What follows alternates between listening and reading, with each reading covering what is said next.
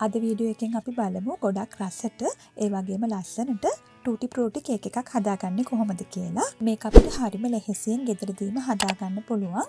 ඉතින් අපි මුලින්ම බලමු අපිට මොනවද අවශ්‍ය වෙන දේවල් කියලා.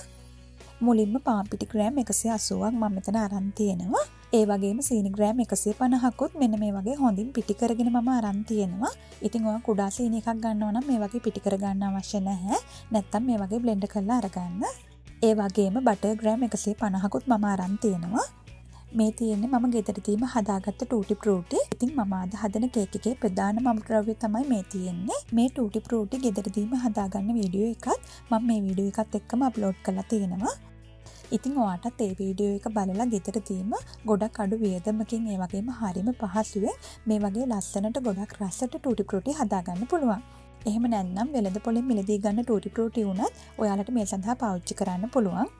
මෙතන ටූටි ෆ්‍රූටි ග්‍රෑම් 125ක් තියෙනවා.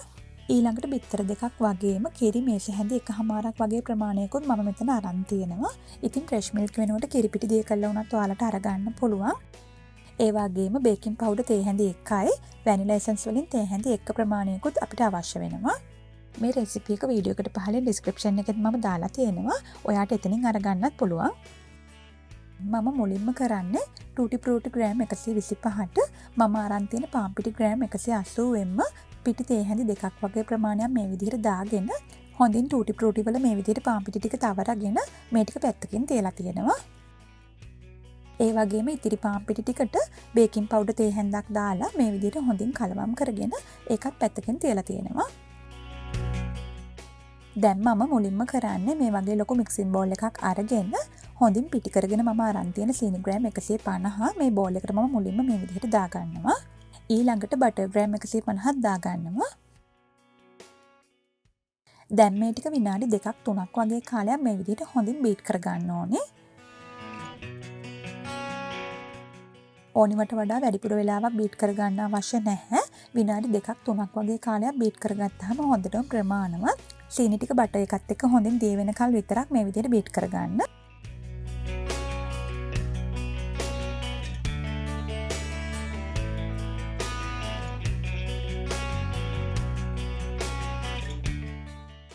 ඉතින් මේ විදිහට සීනි ටික සේරම බටර් එකත් එක්ක හොඳින් මිශ්‍ර වුණායින් පස්සේ බිත්තර දෙකත් එකින් එක එකතු කරගන්න ගමන් මේ විදිහට නැවතත් බීට් කරගන්නවා.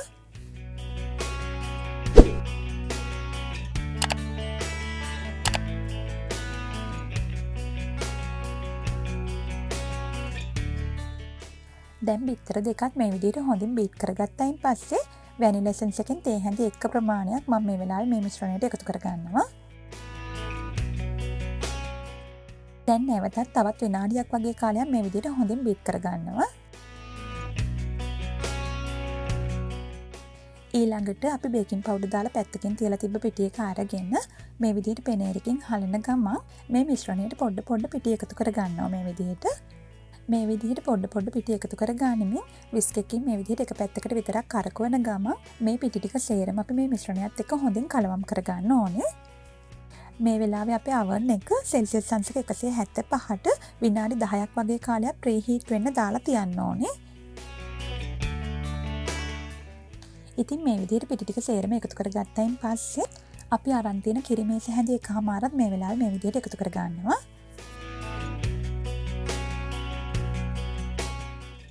දැන් අවසානයේට මෙන්න මේ වගේ ගොඩාක් දියාරුත් නැති ඒ වගේම ගොඩක් උකුත් නැති සාමාන්‍ය මට්ටමේ තියෙන මේ වගේ හොඳ කේක් බැටර් එකක් තමයි අපිට බලා ගන්න පුළුවන් වෙන්නේ.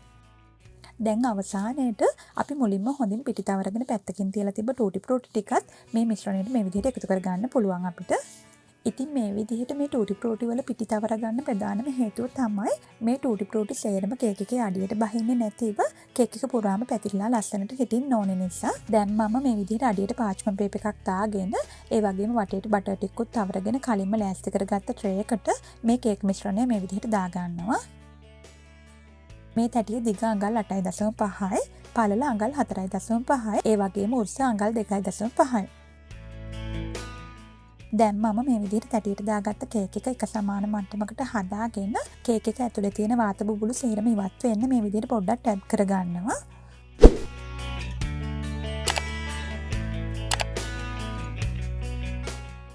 ඊළඟට අපි කලින්ම සෙල්සියස් අංශක 175ට විනාඩි 10ක් ප්‍රීහීට් කරපු oven එකට මේ කේක් එක දාලා විනාඩි 35ක් 40ක් වගේ කාලයක් හොඳින් බේක් කරගන්න ඕනේ. ඉතින් කේක් එක බේක් වෙන්න යන වෙලාව oven එකෙන් oven එකට පොඩ්ඩක් එහා මෙහා වෙන්න පුළුවන්. මගේ oven එකේ හරියටම විනාඩි 40ක් වගේ කාලයක් තමයි මේ කේක් එක මේ විදිහට බේක් වෙන්න ගත ඕනේ. මේ බලන්න කේක් එක ගොඩක් හොඳට බේක් වෙලා තියෙනවා මේ වෙලාවේ අපිට බලා ගන්න පුළුවන්. ඉතින් මේක හොඳින් නිවුණයින් පස්සේ මේ විදිහට වටේ පොඩ්ඩක් බුරුල් කරගෙන මම කේක් එක මේ තැටියෙන් ඉවත් කරගන්නවා මේ විදිහට. මේ බලන්න කේක් එකේ යට පැත්තත් ගොඩක් හොඳට බේක් වෙලා තියෙනවා අපිට මේ වෙලාවේ බලා ගන්න පුළුවන්. දැන් අපිට මේ විදිහට කෑලි කපා ගන්න පුළුවන්.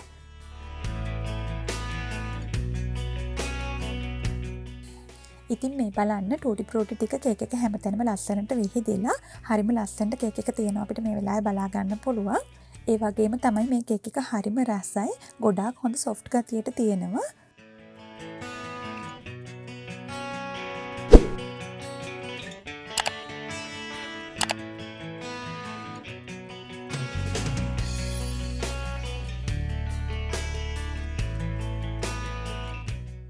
ඉතින් ඔයාටත් දැන් Tutti Frutti ගෙදරදීම හදාගෙන ඒ වගේ මේ වගේ රසවත් Tutti Frutti කේක් එකකුත් ගෙදරදීම හදා ගන්න පුළුවන්.